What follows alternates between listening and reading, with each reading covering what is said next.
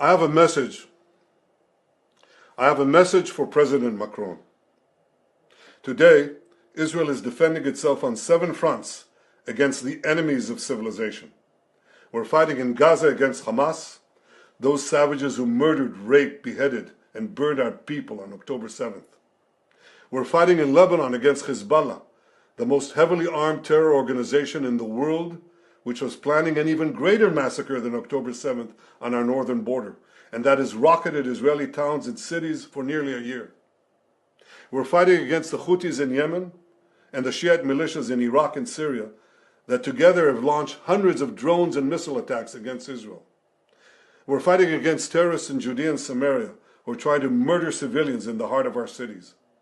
And we're fighting against Iran, which last week fired over 200 ballistic missiles directly at Israel, and which stands behind the 7-front war against Israel. As Israel fights the forces of barbarism led by Iran, all civilized countries should be standing firmly by Israel's side. Yet President Macron and some other Western leaders are now calling for an arms embargo against Israel.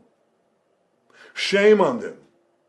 Is Iran imposing an arms embargo on Hezbollah, on the Houthis, on Hamas, and on its other proxies? Of course not. The axis of terror stands together.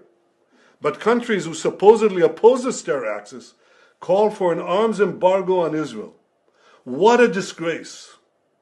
Well, let me tell you this. Israel will win with or without their support. But their shame will continue long after the war is won. For in defending ourselves against this barbarism, Israel is defending civilizations against those who seek to impose a dark age of fanaticism on all of us.